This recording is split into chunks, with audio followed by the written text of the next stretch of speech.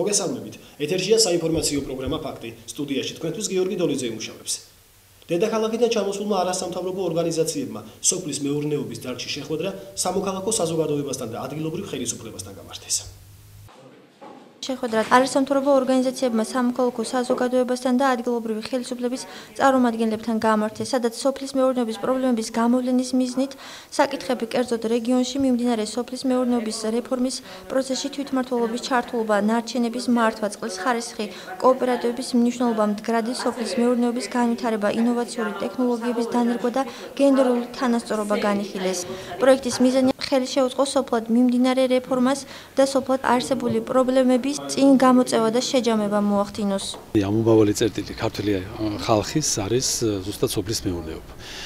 ჩვენ სამწუხაროდ მივიწყებული გვაქვს ეს საქმე, კი ვიცი თვითონ თოხი, ბარი, ასე შემდეგ, მაგრამ ძალიან ბევრი რაღაცა გასახსენებელი გვაქვს, სასწავლი გვაქვს ამავდროულად და ფეხზეა დასაყენებელი ეს დარგი აუცილებლად. დღეს ისეთი გჭირდება აქ მართლობა, რომელიც თქვათ ის კი არ გააჟღერებს სამინისტროს რაღაც ზევიდან თამოხმულს. აქედან ინტელექტუალური პოტენციალი მე ვიტყოდი გურის რეგიონს, თუნდაც ანასერული სამეცნიერო კვლევითი ინსტიტუტი, მისი ხალხი, ადამიანები, უფრო მეტია და მეტ საშუალებას იძლევა იმისა, რომ გურია მეტად გამოჩნდეს. ოღონდ აქედან წავიდეს წინადადებები. მიზნად დასახული სწორედ ეს აქვს, რომ იყოს მაქსიმალური ჩართულობა მიღწეული რეგიონში იმ ფერმერების, რომლებმაც უნდა შექმნას გარკვეული ნედლეული ბაზა წარმატებული აგრო ბიზნესისთვის რეგიონისთვის. აუცილებელია ჩვენ გქონდეს პირდაპირ დიალოგი არასამთავრობო ორგანიზაციებთან რეგიონში, აუცილებელია ჩვენ გქონდეს მათი ხედვა და აგრეთვე იმ ფერმერების, იმ ადგილობრივი მეწარმეების, მცირე გლეხური მეურნეობების ხედვა მომავალი განვითარების საკითხებში, როგორიცაა ფერმერული კოოპერაციის, მიწების ნებაყოფლობითი გამსხვილების კონსოლიდაციის საკითხებზე. პროექტის ფარგლებში მრავალი აქტივობაა დაგეგმილი, შეხვედრები ახალციხეშიც მიმდინარეობს. რეგიონებში ინფრასტრუქტურული პროექტების განსახორციელებლად 200 მილიონი ლარია გამოყოფილი. რეგიონებში განსახორციელებელი პროექტების ფონდიდან 653 პროექტი დაფინანსდება. ფონდიდან გამოყოფილი თანხის დიდი ნაწილი მუნიციპალური გზების რეაბილიტაციას მოხმარდება და ამისთვის 114 მილიონი ლარია გამოყოფილი. სპეციალური ინსტრუქცია და მსგავსი ინსტრუქცია ადრე არ არსებობდა ფონდის ადმინისტრირებასთან დაკავშირებით. შეიქმნა სახელმწიფო კომისია სხვადასხვა სამინისტროებისგან დაკომპლექტებული პირებით. ამ კომისიამ შეარჩია მუნიციპალიტეტებიდან წარმოდგენილი პროექტები და ჯამში 600-ზე მეტი პროექტი დაფინანსდა, მიეცა ამ პროექტებს თანხმობა. მიმდინარე ეტაპზე ხდება პროექტირების სამუშაოები, რომელიც დაახლოებით 20 დღეში დასრულდება და შემდგომ მუნიციპალიტეტებს ჩაერიცხებათ ფინანსთა სამინისტროს მიერ შესაბამისი თანხები ბიუჯეტში, რომ მათ დაიწყონ ამ 200 მილიონი ლარის ფარგლებში სამშენებლო სამუშაოები. განსახორციელებელი პროექტების ფონდი ძალიან დიდ სამუშაო იქნა გაწეული, რომ თვითმმართველობებთან ერთად გავლილი იქნა დაახლოებით 2000-მდე პროექტი. რა თქმა უნდა, ყველა ღონისძიების დაფინანსებას ვერ მოვახერხებთ და ვერც ერთი ქვეყანა ამას ვერ ახერხებს, მაგრამ შარშანდელი 65 მილიონის ნაცვლად ამ პერიოდში იყო გამოყოფილი. წელს 200 მილიონი არის გამოყოფილი, 653 პროექტი უკვე შეთანხმებულია, შეიძლება დაემატოს ამას კიდე პროექტები. მიმდინარეობს პროექტირება, შემდეგ განხორციელდება სამუშაოები, აბსოლუტურად ფინანსური რესურსი, დაგეგმვა, პროექტირება, აბსოლუტურად ყველაფერი მიმდინარეობს ზუსტად ისე, როგორც ეს ნორმალურ გამართულ ტექნოლოგიურ პროცესს შეეხება. დავითაშვილის პარტიიდან გარიცხვის საკითხი დღის წესრიგში არ დგას, აცხადებს მანანა კობახიძე. კობა დავითაშვილისა და დავით სერგეენკოს დაპირისპირების ფაქტს მანანა კობახიძე დემოკრატიის არსებობის ერთ-ერთ დასტურად აღიქვამს. პარლამენტის ვიცე-სპიკერი ჯანდაცვის მინისტრის კორუფციასთან კავშირს გამორიცხავს. მანანა კობახიძე მიიჩნევს, რომ დავით სერგეენკოს უმრავლესობის წევრების შეკითხვებზე პასუხის გაცემაც მოუწევს. მისივე განმარტებით მომხდარს პოლიტსაბჭოზე განიხილავენ, თუმცა კობა დავითაშვილის პარტიიდან გარიცხვის საკითხი დღის წესრიგში არ დგას. გაზეთ ქრონიკის ინტერვიუში საპარლამენტო უმრავლესობის წევრმა ჯანდაცვის მინისტრი კორუფციაში, კერძოდ კი სადაზღვევო კომპანიების ლობირებაში დაადანაშაულა. ნამდვილად არ ვიზიარებ იმ განცხადებას, რაც უკავშირდება ბატონი სერგეენკოს მხრიდან რაიმე კავშირს კორუფციასთან, ამას იმთავითვე გამოვრიცხავ. შესაძლებელია დეპუტატს უმრავლესობის გუნდიდან აქვს გარკვეული კითხვები ჯანდაცვის მინისტრთან, თუმცა ეს არის საკითხი, რომელიც ძალიან მარტივად გადასაწყვეტია. ბატონი სერგეენკო შეხვდება უმრავლესობას და ყველა კითხვას გაეცემა პასუხი. მე დარწმუნებული ვარ, რომ ეს არის რაღაცა გარკვეული, არ ვიცი, მისკომუნიკაცია ან გაუგებრობა, რომელსაც ნამდვილად წერტილი დაესმება, იმიტომ რომ მე ვფიქრობ, ეს არ იყო თემა, რომელიც საჯარო განხილვის საგანი უნდა გამხდარიყო, იმიტომ რომ მე ვფიქრობ, არ არის პრობლემა ურთიერთობისა უმრავლესობასა და მთავრობას შორის და ასევე არ აქვს პრობლემა და არ უნდა კონდეს ბატონ კობადავითაშვილს, თუმცა არც ამაში, ვერც ამაში ვერ ვხედავ რაიმე განსაკუთრებულს. ჩვენი პარლამენტი სწორედ იმით განსხვავდება წინა პარლამენტისგან, რომ შესაძლებელია ადამიანებს კონდეთ განსხვავებული აზრი, განსხვავებული პოზიცია და მათ ამის გამოთქმის უფლება ნამდვილად აქვთ. თვითონ ბატონმა კობამ განაცხადა, სხვათა შორის მისგან წამოვიდა, რომ პოლიციასაბჭო იმსჯელებსო. მან თქვა ეს ინფორმაცია, რა თქმა უნდა, ეს საკითხია, რომელზეც პოლიციასაბჭომ უნდა იმსჯელოს, მაგრამ არანაირ გარიცხვებზე საუბარი ნამდვილად არც მსმენია და არც ყოფილა ეს საუბარი. ქართული მხარის რეკომენდაციები იშხნის კომპლექსის რეაბილიტაციისათვის, გეოლოგიური და არქეოლოგიური ექსპერტიზა, ხარაჯოვების გამყარება, გამოფიტული ქვების მკურნალობა, კედლის მხატვრობის კონსერვაცია. ეს მცირე ჩამონათვალია იმ რეკომენდაციებისა, რომლებიც თურქეთის კულტურის სამინისტროს დღეს გადაიგზავნება. საქართველოს კულტურისა და ძეგლთა დაცვის სამინისტროში აცხადებენ, რომ ამ ეტაპზე იშხნის სამონასტრო კომპლექსში მიმდინარე სამუშაო პროცესი გარკვეულწილად სიძველეთა დაცვის შესაბამის ჩარჩოებშია მოქცეული. რეკომენდაციის პაკეტზე მუშაობა ქართველმა ექსპერტებმა 19 აპრილს დაასრულეს. ეს გახლავთ გეოლოგიური კვლევის ჩატარების აუცილებლობა, რასაც შემდეგ უნდა დაეფუძნოს კონსტრუქციული კვლევები, რაც აუცილებელი იქნება, ვთქვათ, ამ კონსტრუქციული ელემენტების სწორად რესტავრაციისთვის, კამარების გადაყვანისა და ესეთი პროცესისთვის თვითონ ძეგლზე შემდგომი მუშაობის ეტაპზე. ერთ-ერთი რეკომენდაცია გულისხმობდა აგრეთვე არქეოლოგიური კვლევის ჩატარების აუცილებლობას, რადგანაც მე ძალიან გაძნელდება, მას მე რაც ძეგლი რესტავრირებული იქნება, არქეოლოგიური კვლევის ჩატარება შეუძლებელი გახდება და სწორედ ახლა არის ის დრო, როდესაც ეს უნდა გაკეთდეს. მით უმეტეს რომ იშხანი გახლავთ, როგორც მრავალმა გამოსულმა აღნიშნა, ძალიან ბევრი არქეოლოგიური ფენის მომცველი ძეგლი, იქ რამდენიმე სამშენებლო პერიოდი იკვეთება და მე-7 საუკუნე მოყოლებული არის ეს უკვე კულტურული ფენები, არქეოლოგიური მნიშვნელოვანი.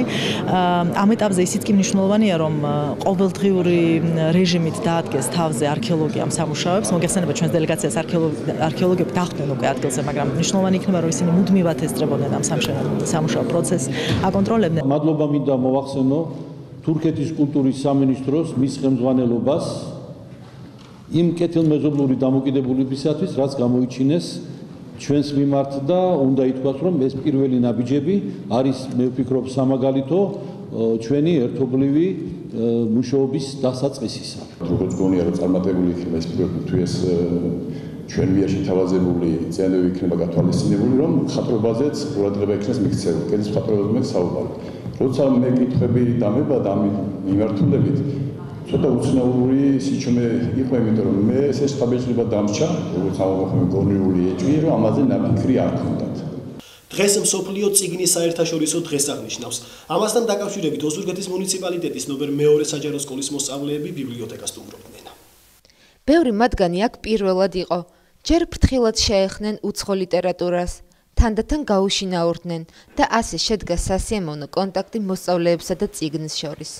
ბევრი არჩიეს და ბოლოს სახლში წასაღები ლიტერატურა ამოარჩიეს. ჩვენ კი ბიბლიოთეკისა და კომპიუტერის ეპოქაში წიგნის მნიშვნელობაზე გვესაუბრნენ. კითხვა ძალიან მიყვარს.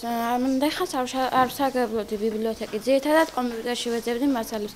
ეხლა ძალიან მომეწონა ახალობა, ახალი წიგნების დავათვალიერე და შევეცდები ხშირად ვიკითხო წიგნებიდან ვესწავლე ამ ბიბლიოთეკას. მოგეხსენება ძველ ეპოქაში, როცა კომპიუტერი გამოიგონეს, ამბობდნენ რომ მიუთითებდნენ წიგნზე და ამბობდნენ რომ ეს მოკლავს ამას, მაგრამ ჩემი აზრით ეს ეს სხვა რაღაცა არ უნდა გვეშინოდეს ჩვენ იმის რომ კომპიუტერი დაამარცხებს წიგნი ხო უკეთესია ბევრად ჩვენ ვეცდობით ბევრი ადამიანის სიცოცხლეს და მის გამოცდილებას და ასე რომ კომპიუტერი ვერასდროს ვერ გაანადგურებს წიგნს. ბიბლიოთეკა კი ჩვეულ რეჟიმში მუშაობს. როგორც თანამშრომლები ამბობენ, წიგნის მოყვარული ადამიანების სიმცირეს არ უჩივიან და ყველა ასაკის მკითხველი ყავთ. ფონდი აქ მუდმივი განახლების პროცესშია და ახალი ლიტერატურით ივსება. ძირითადად ითხოვენ სასწავლო ლიტერატურას, რომელიც სტუდენტებისათვის არის აუცილებელი და ეს ძალიან ძვირადღირებული ლიტერატურა. ჩვენ გვაქვს ახლა ამის ბედნიერება, ყოველგვარი გადასახადის გარეშე შეუძლიათ იკითხოთ, წაიღონ და თავის დროზე დააბრუნონ ეს წიგნი. გვაქვს საბავშვო ბიბლიოთეკა, სადაც ასევე არაჩვეულებრივი ფონდია განლაგებული, იქ პირველი კლასიდან დაწყებული მე-9 კლასის ჩათვლით. ასე რომ ყველა ასაკის მკითხველი მოდის ჩვენთან. ფონდი მუდმივად განახლებაშია, შემოდის ახალი ლიტერატურა და ივსება თანამედროვე ლიტერატურით. აპრილის ბოლოს ქართული ბიბლიოთეკის კვირეულია, რომელსაც ოზურგეთის ცენტრალური ბიბლიოთეკა სხვადასხვა ღონისძიებებით შეუერთდება. გამოშვება სპორტის სიახლეებით ვაგრძელებთ. ქალაქ ბაქოში საერთაშორისო ტურნირზე გამართულ ბერძნულ რომაულ ჭიდაობაში ოზურგეთელმა სპორტსმენებმა წარმატებითი იასპარეზეს და მეორე და მესამე ადგილი დაიკავეს. ჭიდაობის სასპორტო სკოლის მოსწავლეებმა გიორგი გუჯაბიძემ, დავით ჩხარტიშვილმა და იური ლომაძემ არაერთი წარმატებული შეხვედრის შემდეგ 50-დან 58 კილოგრამ წონით კატეგორიაში მუნიციპალიტეტის ხელშეწყობით ბაქოს საერთაშორისო ტურნირზე იასპარეზეს. მიღწეული წარმატებებით კმაყოფილებას როგორც თავად წვრთნელი, ასევე გამარჯვებულებიც გამოხატავენ. გავაკეთე შედეგი მესამე ადგილი, სადაც მოუგე საქართველოს ჩემპიონს პირველ ნომერს.